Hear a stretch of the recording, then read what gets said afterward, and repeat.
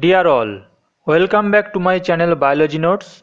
Today I will discuss the enzyme-linked immunosorbent assay or ELISA to detect the presence of a ligand in a liquid sample using antibodies directed against the protein to be measured. Contents of the video include definitions of ELISA, principle, materials required for ELISA, different categories of ELISA like indirect, direct, sandwich and competitive, applications of ELISA, different advantages and disadvantages of ELISA technique. Here I have mentioned few definitions of ELISA. Number A. It is a laboratory technique that uses antibodies linked to enzymes to detect and measure the amount of a substance in a solution, such as serum. Number B. It is a rapid immunochemical test that involves an enzyme used for measuring a wide variety of tests of body fluids. The technique was first described by Peter Perlman and Eva Engvall at Stockholm University, Sweden in 1971. Principle of ELISA. In ELISA, various antigen-antibody combinations are used, always including an enzyme-labeled antigen or antibody, and enzyme activity is measured colorimetrically. The enzyme activity is measured using a substrate that changes color when modified by the enzyme. Light absorption of the product formed after substrate addition is measured and converted to numerical values. Depending on the antigen-antibody combination, the assay is called a direct ELISA, indirect ELISA, sandwich ELISA, competitive ELISA, etc. Basic materials for ELISA are mentioned below. Antigen or antibody coated 96 oil plate made of polystyrene. Sample to be tested. Enzyme like alkaline phosphatase, horseradish peroxidase, beta-galactosidase, acetylcholinesterase, etc. Conjugated antibodies. Buffer solutions for washing. Substrates like tetramethyl benzidine or TMB, orthophenylene diamine dihydrochloride or OPD, paranitrophenyl phosphate disodium salt or PNPP for production of color. ELISA readers ranges from 650 nanometer and 450 nanometer, etc. Here is a diagram showing antibody can be determined with an indirect ELISA. First, antigen is coated in a microtiter oil. The antigen is shown here as red color. Washing is done to remove uncoated antigen. Now, the serum or some other sample containing primary antibody is added and allowed to react with the antigen attached to the oil.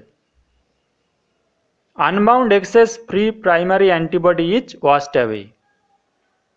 An enzyme conjugated secondary anti-isotype antibody to the primary antibody is added to detect the presence of primary antibody bound to the antigen.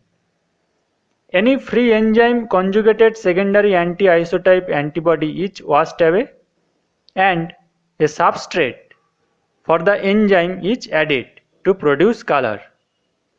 The amount of colored reaction product forms is measured by specialized spectrophotometric plate readers, which can measure the absorbance of all the oils of a 96 oil plate in less than a few seconds. So, this is a very simple diagram of an indirect ELISA to detect the antibody present in the sample. This is a diagram of direct ELISA.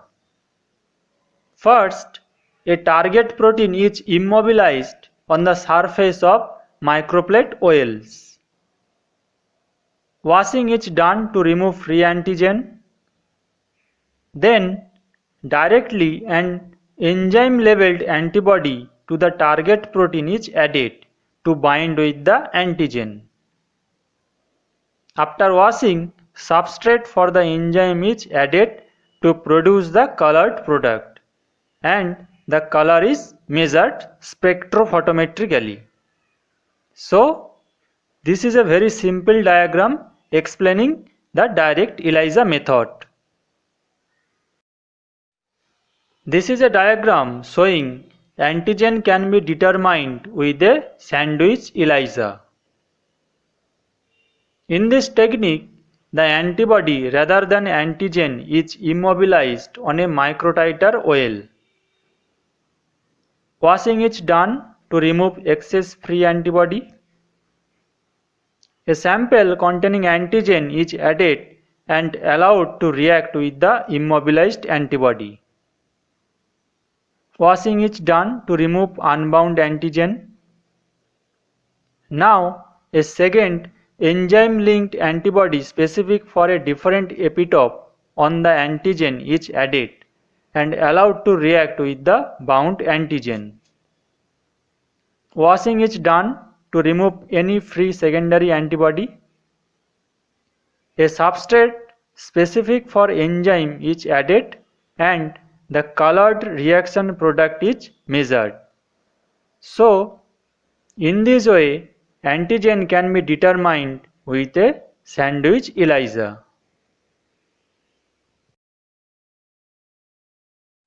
Here is a diagram showing antigen can be determined with competitive ELISA. It is an inhibition type ELISA. The concentration of antigen is inversely proportional to the color produced. First, antibody is incubated in solution with a sample containing antigen. So, in the mixture, there will be few free antibody and few antigen-antibody complex.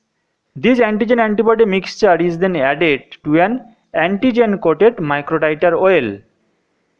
If the sample contains more antigen, then less free antibody will be available to bind with the antigen-coated well. After washing, if we add enzyme conjugated secondary antibody specific for the isotype of the primary antibody, then less amount of enzyme conjugated secondary antibody will bind to the primary antibody.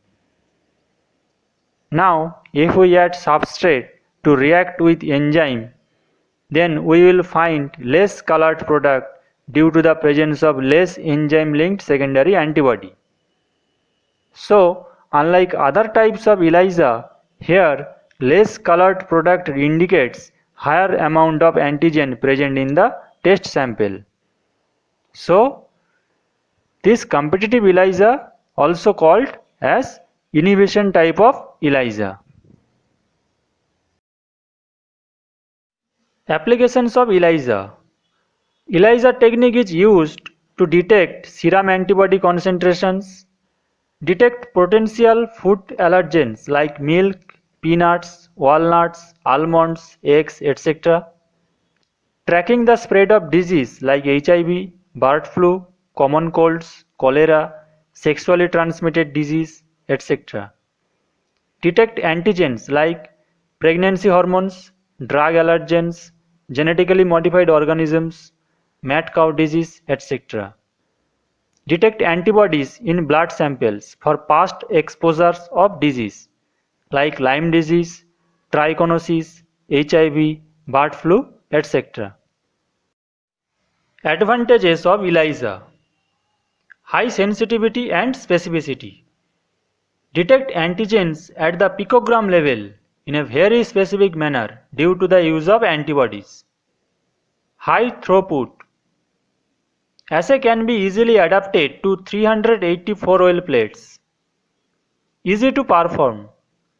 Protocols are easy to follow and involve little hands-on time. Quantitative. Can determine the concentration of antigen in a sample.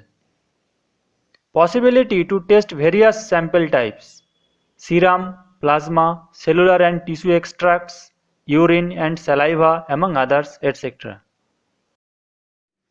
Disadvantages of ELISA. Temporary readouts. Detection is based on enzyme substrate reactions and therefore readout must be obtained in a short time span. Limited antigen information. Information limited to amount or presence of the antigen in the sample. So this is all about general overview on ELISA technique. I hope you all understand. If you have any query, then write in comment section.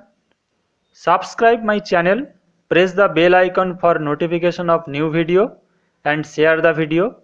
Stay with us, keep watching. Thank you.